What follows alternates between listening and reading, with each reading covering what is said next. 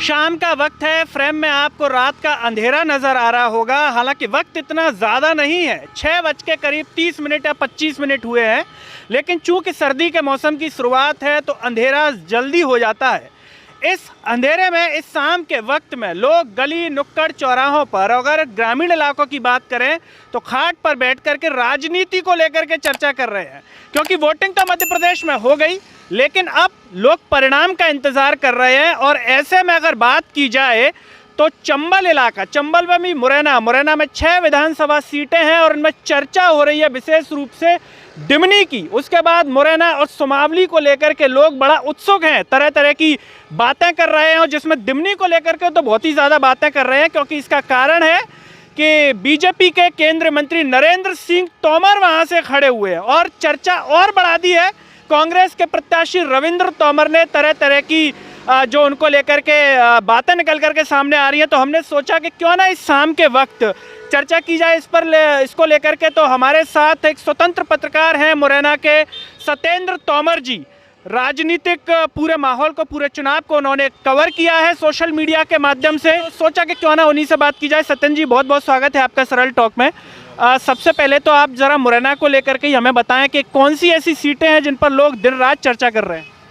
Definitely सबसे ज़्यादा जो चर्चित सीट है हमारे यहाँ वो दिमनी की है, क्योंकि उस पर एक सेटिंग एमएलए तो हैं ही, वो रविंद्र सिंह तोमर जो हैं कांग्रेस से लड़ रहे हैं। दूसरे बीजेपी के जो उम्मीदवार हैं वो वर्तमान सांसद हमारे मुरैना श्योपुर लोकसभा सीट के, और केंद्रीय मंत्री जो टॉप 5 केंद्रीय मंत्रियों में जिनका नाम है नरेंद्र सिंह तोमर, वो चुनाव लड़ रहे हैं। तो जाहिर सी बात है कि वो चर्चाओं में रहनी ही है। तो जो तीसरे बसपा के उम्मीदवार हैं वो भी एक बार विधायक रह ही चुके हैं, तो काफ़ी हाई प्रोफाइल टीम है, हाई प्रोफाइल सीट है वो, और लोग सबसे ज़्यादा सुर्खियों में वही सीट है। अच्छा, ये बताइए कि वहाँ से जीतने की उम्मीद, आपने तो पूरा कवर किया है चुनाव में, अगर दिमनी की बात की जाए तो जीतने की उम्मीद किसकी नज़र आती है? क्योंकि बसपा से बलबीर हैं और बीजेपी से हैं अपने नरेंद्र जी, और कांग्रेस से हैं रविंद्र तोमर। देखिए, ये तो तय हो पाएगा 3 तारीख को कि कौन जीतता है, परंतु ये जो जनचर्चाएँ हैं और जो रुझान निकल के सामने आते हैं, और जिस तरह की खास तरह से जो खबरें निकल के आती हैं ग्रामीण अंचल से, वो उसको देखते हुए शुरुआत में लग रहा था कि बड़ा वहाँ मामला बहुत मतलब नेक टू नेक फाइट वाली है और रिजल्ट कुछ भी आ सकता है, कोई भी जीत सकता है। लेकिन अब लोगों का ऐसा मान रहा है कि अल्टीमेटली बीजेपी इस सीट को निकाल देगी। बीजेपी यानी कि नरेंद्र जी? बिल्कुल। तो वजह क्या है कि लोग विकास की वजह से ये मान के चल रहे हैं कि अब नरेंद्र जी दिमनी में आ जाएंगे तो विकास होगा, इसीलिए जीत की वहाँ से पुख्ता उम्मीद है, या कुछ और? कतई नहीं। हमारे यहाँ ये विकास का जो मुद्दा है वो कहीं दूर दूर तक प्रभावित नहीं करता लोगों को एक्चुअली। और ख़ासतौर पे दिमनी विधानसभा सीट की मैं अगर बात करूँ तो मेरा जो आकलन है, मुझे जो लगता है ना, वो इस बार टोटली जातिगत आधार पर हुआ है। टोटली जातिगत आधार पर हुआ है। और मतलब लग सकता है कुछ लोगों को अजीब सा लग सकता है ये सुनने में, पर मुझे लगता है कि इस जातिगत मुद्दे की जो शुरुआत है वो बीएसपी की तरफ से की गई है, क्योंकि शुरुआत में ऐसा रुझान देखने को मिल रहा था। तमाम तरह के जो पब्लिक व्यूज़ निकल के आ रहे थे, सोशल मीडिया पे आ रहे थे, उनसे ऐसा लग रहा था कि नरेंद्र सिंह तोमर के जो सजातीय वोटर्स हैं उनमें भी उनका विरोध है। परंतु फिर अपन दूसरी तरफ ये इस तरह के पब्लिक व्यूज़ भी आ रहे थे जिनमें जो बीएसपी के उम्मीदवार हैं उनकी तरफ से काफ़ी तीखे बयान आ रहे थे, तरह तरह के बयान आ रहे थे, और एक मतलब जातिगत ध्रुवीकरण टाइप का हो गया था। तो मुझे लगता है कि इसका उनको नुकसान होने के बजाय फ़ायदा हुआ है। जी, नरेंद्र तोमर जी, बिल्कुल फ़ायदा ये हुआ कि फिर उनका जो सजाती वोटर था, तोमर जाति का वोट जो है ना, वो एक तरह से दुर्विकृत हो गया।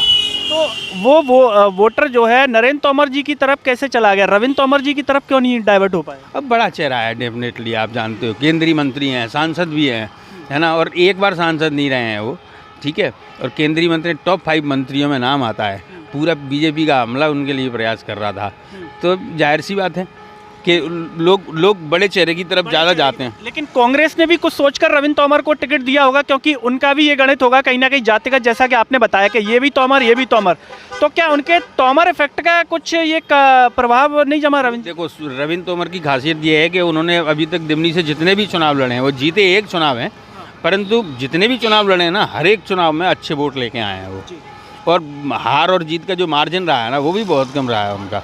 क्या लगता है इस बार वो मार्जिन? ना इस बार नहीं दिख रहा है एक्चुअली। सबसे बड़ी बात यही है कि इस बार जो रविंद्र सिंह तोमर जो दिख रहे थे चुनाव में, बिल्कुल हाशिए पर दिखाई दे रहे थे। अब या तो हो सकता है कि ये पूरी प्लानिंग के साथ किया गया हो, है ना।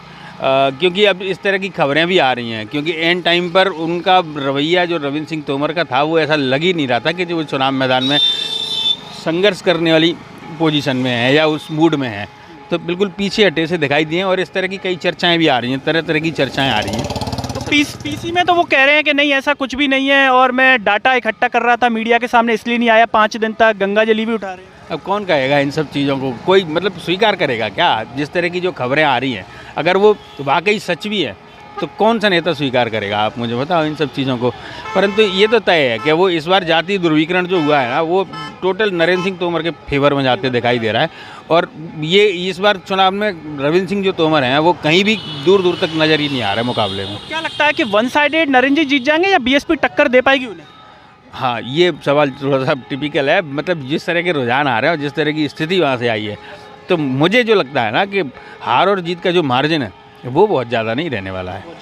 हाँ, मतलब जितना उम्मीद कर रहे होंगे लोग या जितना सोचते होंगे उतना मार्जिन नहीं रहेगा। कुछ लोग सोशल मीडिया पर ये भी कह रहे हैं, हमें भी कमेंट किए कि रविंद्र तोमर को लेकर के लोग साफ कह रहे हैं, लेकिन कुछ लोगों का कहना है कि साहब बीएसपी को लेकर नहीं कह रहे, वो भी बिक गए हैं। इसमें कितनी सच्चाई नजर आती है कि जो रविंद्र तोमर को लेकर के खबरें उड़ रही हैं क्या बीएसपी कैंडिडेट को लेकर भी है कि नरेंद्र तोमर जी ने उनको भी कुछ दिया होगा? मुझे लगता है कि इस बात का जवाब जिस तरीके से रविंद्र सिंह तोमर ने पब्लिक के सामने आगे दिया है, अब उसमें कितनी सच्चाई है कितनी नहीं है ये अलग बात है। उसी तरीके से बीजेपी के प्रत्याशी को भी अपनी स्थिति स्पष्ट करनी चाहिए कम से कम। अगर कांग्रेस बलवीर दंडोतिया को टिकट देती, लोगों का कहना है कि इस स्थिति में तो बलवीर को दे देते तो कांग्रेस निकाल लेती।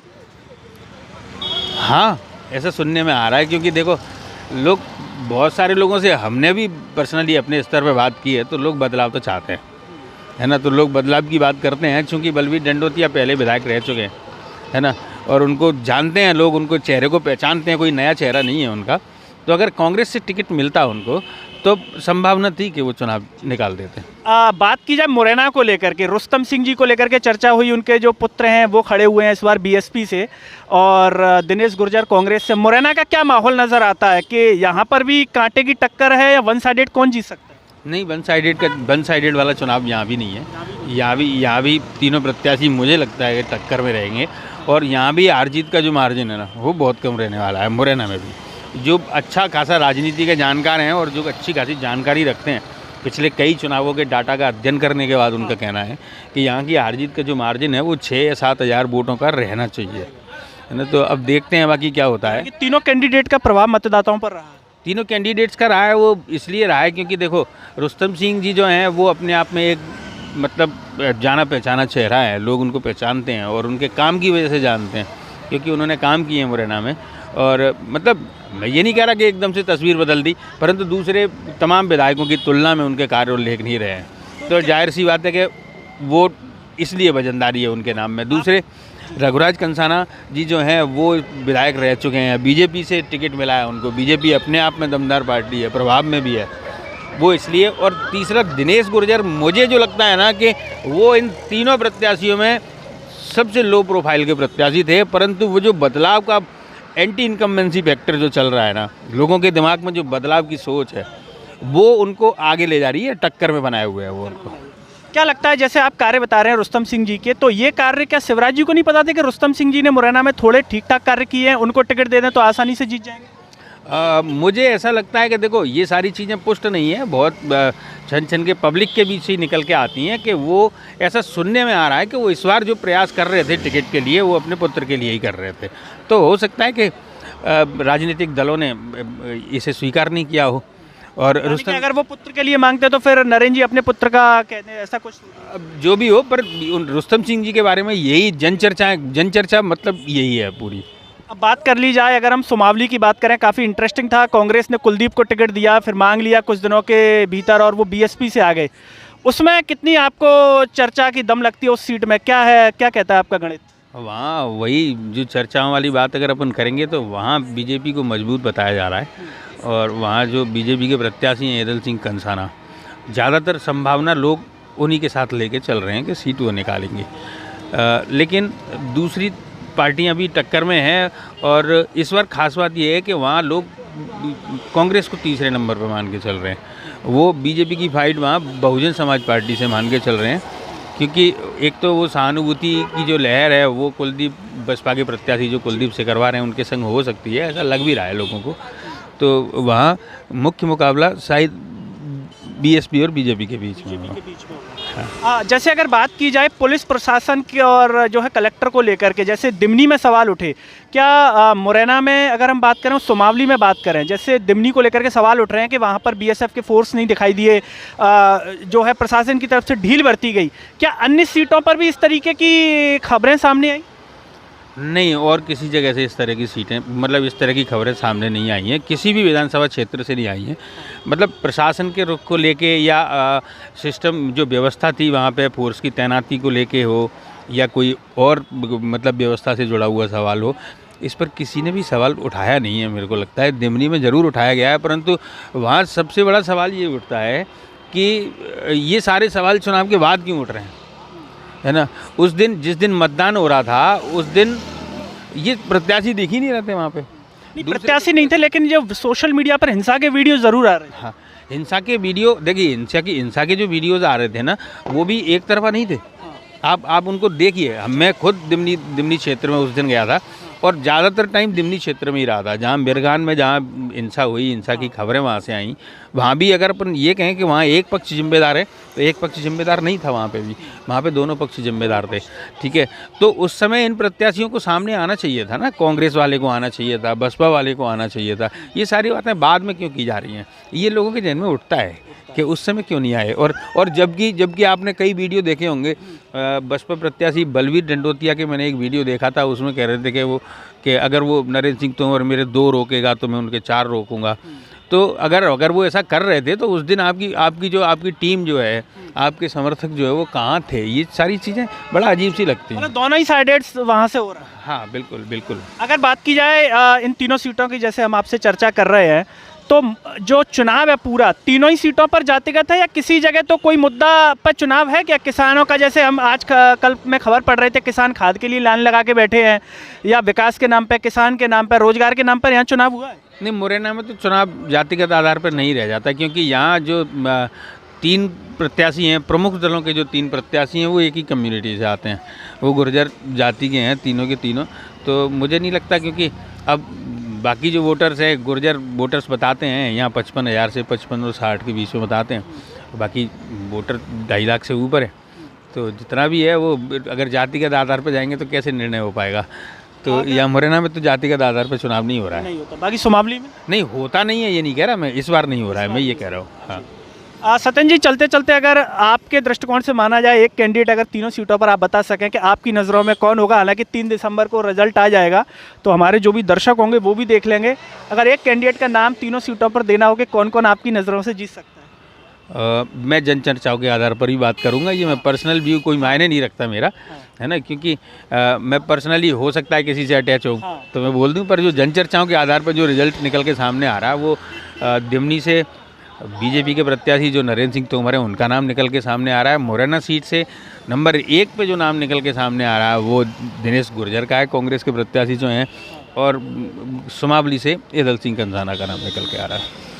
तो दोस्तों, ये थे हमारे साथ मुरैना से सत्येंद्र तोमर, स्वतंत्र पत्रकार, जिनसे हमने दिमनी को लेकर के, सुमावली और मुरैना को लेकर के चर्चा की कि क्या माहौल रहा उस दिन, और सोशल मीडिया पर जो तमाम खबरें हैं दिमनी को लेकर के उस पर भी उन्होंने चर्चा की और अपना रुख बताया, और साफ तौर पर कहा कि दिमनी में जो चुनाव है वो जातिगत है, विकास के नाम पर तो नहीं है। और इन तीनों सीटों को लेकर के आपका क्या कहना है कि 3 दिसंबर को क्या परिणाम आने वाला है, और पूरे मुद्दे पर आप जो भी सोचते हो कमेंट बॉक्स में अपनी राय ज़रूर दीजिए। इस वीडियो को हर जगह शेयर कीजिए, साथ ही साथ सरल टॉक के Facebook, Twitter, Telegram, Instagram page को आप ज़रूर फॉलो कीजिए। मुझे और सत्येंद्र जी को दीजिए इजाज़त। नमस्कार।